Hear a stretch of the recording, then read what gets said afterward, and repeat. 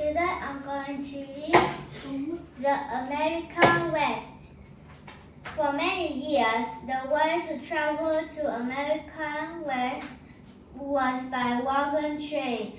By 1830, however, a new form of transportation has come to the United States, the railroad.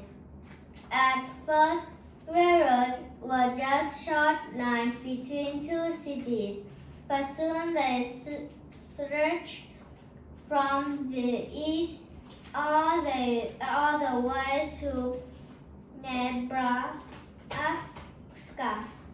People began to dream of a railroad that would connect the east and the west all the way across the country.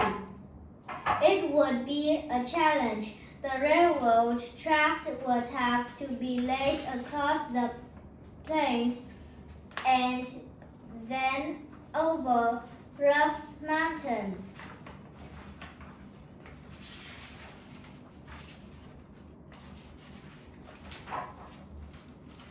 Two railroads companies began work on this huge project. It was a race to see who could lay more miles of track. The Union Pacific Railroad started in Nebraska and worked west. The Central Pacific Railroad started in California and worked east. Many people who came to America to find work and a better life were the builders of this great railroad. It was often dangerous work, hot summer days and cold, snowy winter days. Their hard work forever changed how people traveled in America.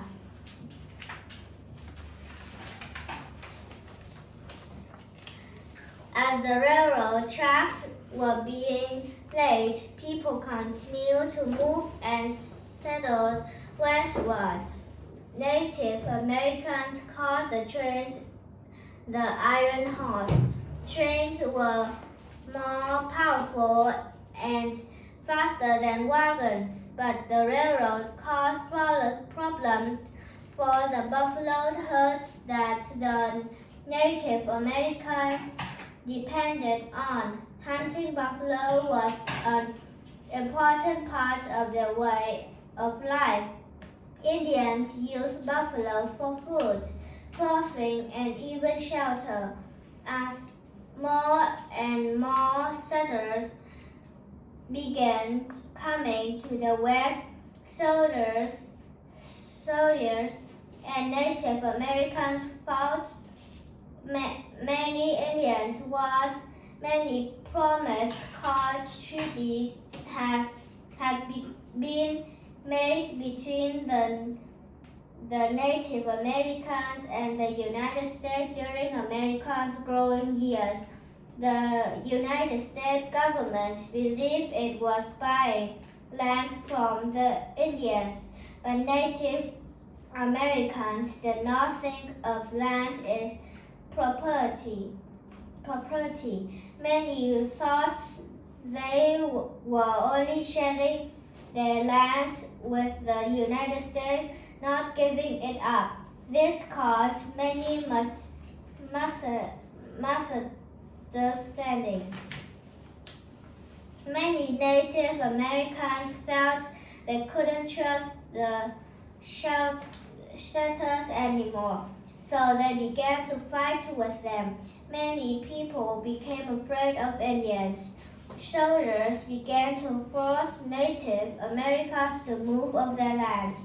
Many people forgot that they were still Native Americans who were kind and peaceful. This is a sad part of America's history, for America has always been the Native Americans' home. It took many years to finish the great railroads, but in 1869, the Union Pacific and the Central Pacific met in Abeka. The railroad was almost finished. Just one more spike was needed. While people cheered, the railroad leader drove a golden spike into the last rail. The railroad was finally finished. People could now cross the United States by train. That's about 3,000 miles. Can you imagine how it changed the way people could travel? The railroad forever changed the American West. Goodbye.